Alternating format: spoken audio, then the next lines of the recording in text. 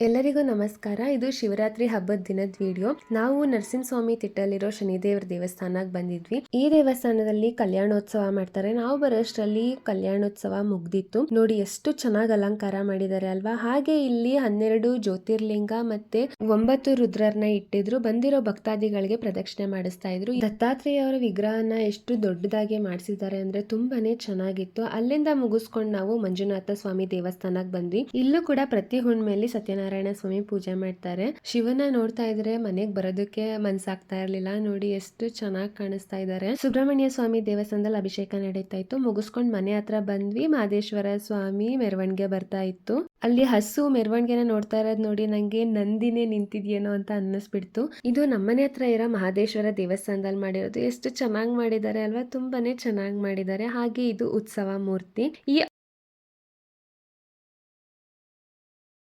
ಇದು ಶಿವರಾತ್ರಿ ದಿನ ರಾತ್ರಿ ಪೂಜೆ ಮಾಡಿರೋದು. ನಾನು ನೈಟ್ ಎಲ್ಲ 4 ಟೈಮ್ಗಳಲ್ಲಿ ಶಿವನ್ಗೆ ಪೂಜೆ ಮಾಡ್ಬೇಕಾಗತ್ತೆ. ಆ ಟೈಮಲ್ಲಿ ಪೂಜೆ ಮಾಡಿ ನಾನು ಬೆಳಗಿನ ಜಾವ 6 ಗಂಟೆಗೆ ಮಂಜುನಾಥ ಸ್ವಾಮಿ ದೇವಸ್ಥಾನಕ್ಕೆ ಬಂದೆ. ಆಗ ಅಲ್ಲಿ ಅಭಿಷೇಕ ಮತ್ತೆ ಮಹಾಮಂಗಳಾರತಿ ಆಗ್ತಾ ಇತ್ತು. ನಾನು ಉಪವಾಸ ಇದ್ದಿದ್ರಿಂದ ನಾನು ಸಂಕಲ್ಪ ಮಾಡಿದ್ದೇನಪ್ಪಾ ಅಂತಂದ್ರೆ ದೇವಸ್ಥಾನದಲ್ಲೇ ಪ್ರಸಾದ ತಿಂದು ನಾನು ಉಪವಾಸ ಬಿಡ್ಬೇಕು ಅಂದ್ಬಿಟ್ಟು ಸಂಕಲ್ಪ ಮಾಡಿದ್ದೆ.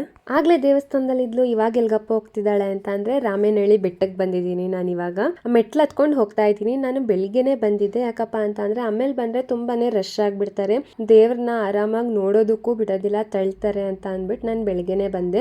ಗಾಡಿಗಳು ಬೆಟ್ಟದ ಮೇಲೆ ಹೋಗ್ತಾ ಇದ್ವು. ರಶ್ ಏನ್ ಇರ್ಲಿಲ್ಲ ನಾನು ಬಂದಿರೋ ಟೈಮಲ್ಲಿ. ಆದ್ರೂ ಬೇಡ, ನಾನು ನಡ್ಕೊಂಡೇ ಹೋಗ್ಬೇಕು ಅಂದ್ಬಿಟ್ಟು ಮೆಟ್ಲು ಹತ್ಕೊಂಡು ಹೋಗ್ತಾ ಇದ್ದೀನಿ. ಹೋಗ್ಬೇಕಾದ್ರೆ ಈ ಅಜ್ಜಿ ತುಂಬಾನೇ ಕಷ್ಟ ಪಡ್ತಾ ಇದ್ರು ಮೆಟ್ಲು ಹತ್ತೋದಕ್ಕೆ ಅಂದ್ಬಿಟ್ಟು. ಅದಕ್ಕೆ ಬನ್ನಿ ಕರ್ಕೊಂಡು ಹೋಗ್ತೀನಿ ಅಂತ ಅಂದೆ. ಪಾಪ ಅಜ್ಜಿ ಮೇಲೆ ಹೋದ್ಮೇಲೆ ಹತ್ತೇ ಬಿಟ್ರು. ನನ್ಗೆ ಹತ್ತಕ್ಕಾಗುತ್ತೋ ಇಲ್ವೋ ಅಂತ ಅನ್ಕೊಂಡಿದ್ದೆ. ಅಷ್ಟ್ ಜನ ಎಲ್ಲ ಮೇಲೋದ್ರು, ಒಬ್ರು ಕೇಳಲಿಲ್ಲ. ನೀನ್ ಕೇಳಿ ನಂಗೆ ಬೆಟ್ಟ ಹತ್ತಿಸ್ಕೊಂಡ್ ಬಂದಲ್ಲ, ಬೆಟ್ಟ ಹತ್ತಿಸ್ತಲ್ಲ ದೇವ್ರನ್ನ ನೋಡೋದಕ್ಕೆ ಅಂತ ಅನ್ಬಿಟ್ಟು ನಂಗೆ ದೇವಸ್ಥಾನದ ಹತ್ರ ಅಜ್ಜಿ ಕರ್ಕೊಂಡೋಗಿ ಒಳ್ಳೇದಾಗ್ಲಿ ನಿಂಗೆ ಅಂತ ಆಶೀರ್ವಾದ ಮಾಡಿದ್ರು. ನನ್ಗೇನಪ್ಪಾ ಅನ್ಸಿದ್ದು ಅಂತ ಅಂದ್ರೆ ಈ ತರ ಹಿರಿಯರ ರೂಪದಲ್ಲಿ ಆ ಶಿವನೇ ಬಂದು ನಂಗೆ ಆಶೀರ್ವಾದ ಮಾಡಿದ್ ನೀನು ಅಂತ ಅನ್ನಿಸ್ತು ನನಗೆ.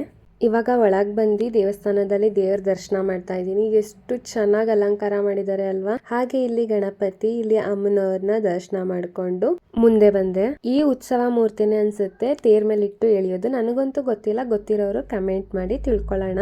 ಹಾಗೆ ನನ್ನಪ್ಪ ಶಿವನ್ ನೋಡ್ತಾ ದೇವಸ್ಥಾನದಲ್ಲಿ ಸ್ವಲ್ಪ ಹೊತ್ತು ಕೂತಿದ್ದೆ. ಎಷ್ಟೊತ್ತು ಕೂತಿದ್ರು ಕೂತೇ ಇರೋಣ ಅನ್ಸುತ್ತೆ. ನೋಡ್ತಾ ಬರೋದಕ್ಕೆ ಮನ್ಸಾಗ್ತಾ ಇರ್ಲಿಲ್ಲ ನನ್ಗೆ.